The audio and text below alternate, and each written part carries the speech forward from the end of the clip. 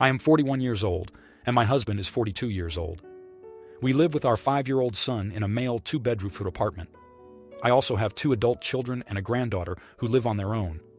I had a traumatic childhood. My mother and I have a strained relationship because of it. I've been to therapy, but she has not.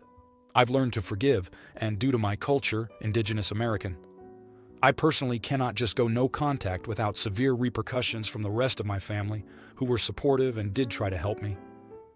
My mother, who is now 62 years old, lives back in our home state. She still has a drinking problem. She recently divorced her husband, moved out of her apartment, and became roommates with this young couple in their early 20s. However, she needs a new place to stay as they want to start a family and have asked her to move out. We recently had a fight because I discovered she has been drunk driving. Drunk driving is a hard boundary for me, as I've lost several family members from it, and I've had to help those family members through it. You don't want to know the pain of picking coffins for toddlers. I won't drink and drive, period. Learning that my mother had been doing it made me furious. I stopped talking to her for several weeks because she admitted she has had to do it several times to get home. I've taught her to use Uber and Lyft. When I was a child around 10 years old, I had to drive to the bar to pick her up some nights if I knew she'd have to get up in the morning. I did this frequently enough that the bouncer and bartender knew who I was and who I was there for. When I learned she'd been doing it again, I was livid. Then she asked if she could come live with me and my husband. I told her there are rules, and she'd have to abide by them. I don't think they are unreasonable. The rules? 1. Absolutely no drunk driving. If I find out she was drinking and driving, she would be asked to leave regardless of the time or day. 2. Do not get drunk in front of my son or my granddaughter. If my husband and I drink, it's after he goes to bed. Our granddaughter sometimes comes and spends the night, and the same rule would apply. 3. She may not share a room with the baby. We'd make a space for her in the living room until we found a larger place to accommodate her. 4. More warning than a rule, I did say I was finished picking her up from bars. Those are the rules. After hearing them, she stated, "I can't promise I won't do that." So I said simply, "Then the answer is no." She said, "Fine," and has been distant since. She called me several days later saying she's a grown woman and I can't force her not to drink. I never said she's not allowed to drink. I said, "Don't drink and drive and don't be drunk around my son and granddaughter." Of course, she called my aunties and my uncles and told them I won't let her live with me. I did explain it to them, and I'm being told by them that she's my mother and I should care for her the way she did for my gran. So am I the idiot? Now here are the comments. Comment 1. Not the idiot, but she's right in that she can't agree to abide by those rules because she is an active alcoholic. And it wouldn't be appropriate for an active alcoholic to live with your 5-year-old. Even if she had said yes, it wouldn't matter. She'd break the rules very quickly. It would just bring a lot of turmoil to your home. It might be hard, but it's better for you just to say no. As long as it's reasonable, help her find somewhere else to live, perhaps somewhere within walking distance of alcohol. At least then, she'd be less likely to drive. IDK, that might be considered enabling. I'd also recommend returning to therapy and/or Al-Anon meetings. Comment 2. Not the idiot. No, no, no. Not even a bit. A male 2-bedroom apartment is a small place, even if you had a good relationship with your mom. Your rules are perfectly reasonable. You'd be a bad parent if you let her be a bad influence on your children. Comment 3. Big hug to you. I just had my father, 80 years old, stay for 7 days, and after 3 days, the nightmares started again. On day 4, the crying started, and it just got worse. Protect yourself. You owe no obligations to her or anyone. Now, for the next story. I, 38-year-old male, have always had a very close relationship to my nephew Luke, 24-year-old male.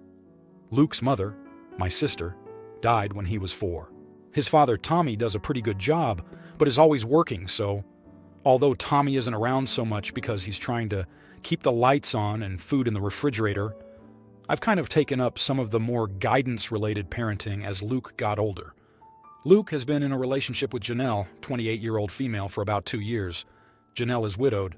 Her husband Paul was a U.S. Marine, but was killed in a training accident 6 years ago. A few weeks ago, Luke came to me telling me that Janelle has been pressing him to propose, largely because she wants a baby, but he wasn't sure. He asked me if he should. I told him that no, because Janelle is still in love with Paul, and he will never measure up to the deified image she has created of him. Janelle talks endlessly about Paul.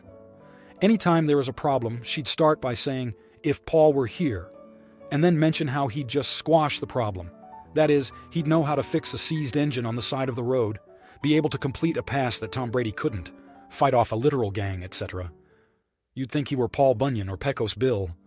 He's not a man to her anymore, but she's put his memory up as an ideal. She will never be able to hold to one of the key marriage vows, forsaking all others. Paul will always be number one, and while Luke is doing the hard work of maintaining a home, marriage, and family, he's always going to be number two. I told him that sounds like a sad life and he should go and somewhere where he can be their Paul. He was hesitant, so I told him to invite her over for dinner. I'm going to ask her a couple of things. From there, he can decide. So Janelle comes over, and I tell her that her and Luke have started talking about children, and I'm excited for them. She's beaming and really excited too. I ask her if she has any names in mind. Obviously, she says Paul for a boy. I ask her if she'd consider Luke. She looks at me like I just suggested she jump off a cliff. She gets a bit angry and says how it's important to her to honor Paul, and he isn't here while Luke is. I told her I meant no offense and continued on. The next day, I went to Luke and told him that he's a fool if he marries her. If she has a son, it is far more important for her to honor Paul rather than the man who has pledged his life to her, is raising that son with her, and will be looking after her and their children for the rest of his life. Although I'd not bat an eye if she wanted to name their son anything other than Luke or Paul, she reacted as if it were a bad joke when I suggested that he get that honor. I told him, "Luke, I love you like a son. If you marry this woman, you're going to have a sad life and be marginalized every day." Luke ended the relationship a week later. I hear through the grapevine that Janelle is blaming me for ruining her second chance at happiness. Now, here are the comments. Comment 1. Not the idiot, but mostly because, regardless of what you think is going on with Janelle and Luke standing with her, it really just doesn't sound like he's ready.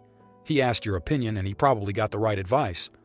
I don't know where you live, but 24 is pretty young to get married, especially if the reason is that you're being pressured for a kid when you're not even sure about the relationship yet. Comment 2.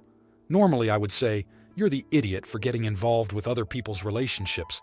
But if you could so easily talk your nephew out of marrying the woman that he loves, then there were other issues. Seems like both the girlfriend and the nephew have issues they need to work on. Not the idiot. Comment 3. Not the idiot. If he had to ask you if he should propose, the answer is no. If he's not enthusiastic about getting married, the answer is no. Janelle can blame you all she wants, but she's the one that torpedoed that relationship by not accepting that her first relationship is over. Now, for the next story. Our group is divided on this one, so one of my friends told me I needed to post this here. I, 32 years old, female, have a group of friends from back in the day when I started dating my husband Rick, 34 years old, male. Rick and these friends met each other at different points of their careers. Some were interns, others were med students, but they held on to their friendship, and we still get together every other week and catch up. I consider every one of them as my own friends, and I love them all dearly. This group includes Heather, 29 years old, female. Heather is a rock star young doctor in a surgical specialty so male-dominated that she was the only female resident in her training for 4 years. I'm saying all this to emphasize that she is a very impressive person. Heather started dating her new girlfriend, Amy, 27 years old female, a few months ago, and she brought her to a few of our get-togethers, as everyone does when they get serious while dating someone. She is clearly head over heels for this girl. Amy works for a fancy fashion magazine and is all about style, clothes, bags, accessories, etc. During dinner, things built up slowly. Rick asked Amy to give everyone a fashion review, and she did, while telling everyone they looked nice. This other friend of ours, David, 30 years old male, told Amy how she had the best job in the world, and she always got to do fun things. Amy said it took a lot of hard work, and it was a serious and stressful job.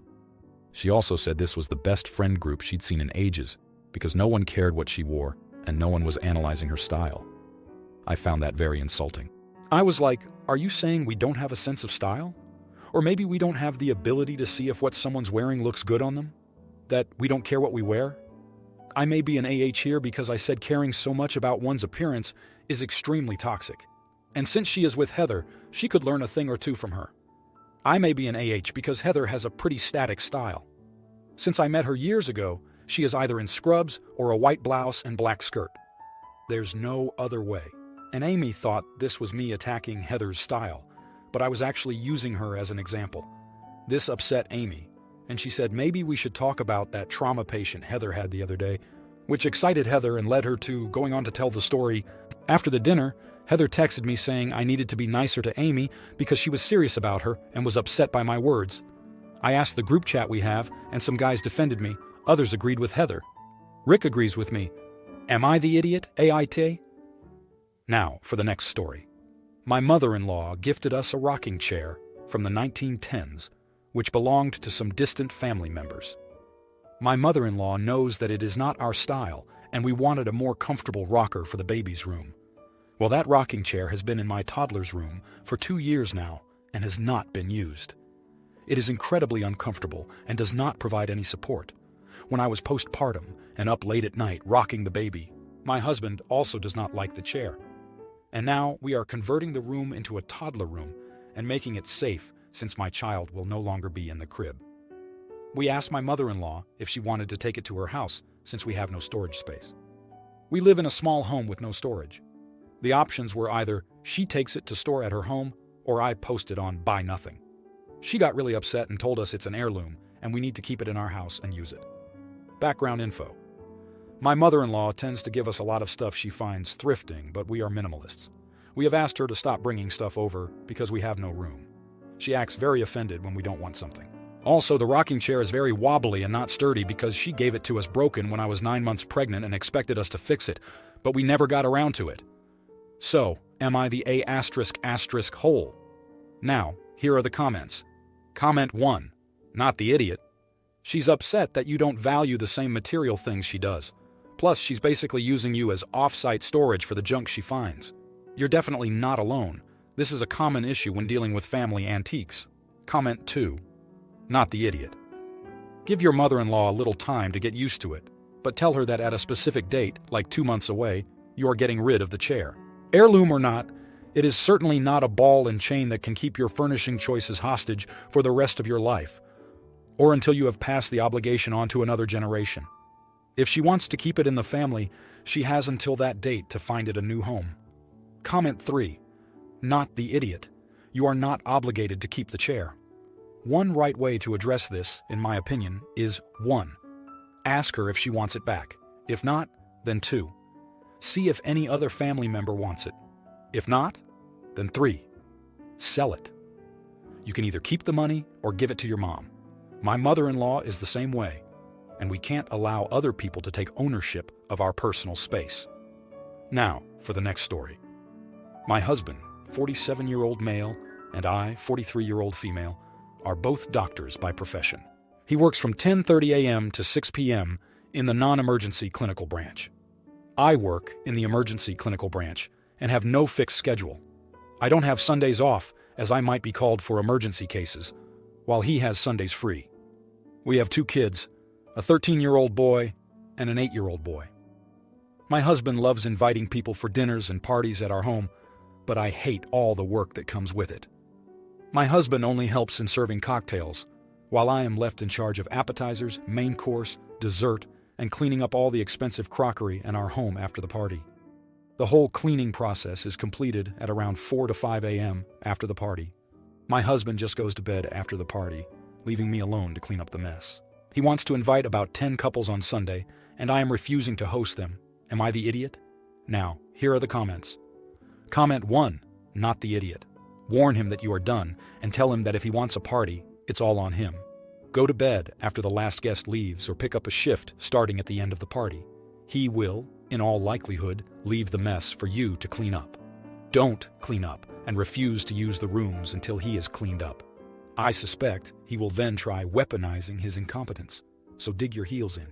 His party, his mess, his cleanup. Sometimes it's necessary to completely stop working before your other half understands how much work you were doing. Stick to your guns and stop enabling this lazy person. Is that what you want your kids to grow up thinking is normal in relationships?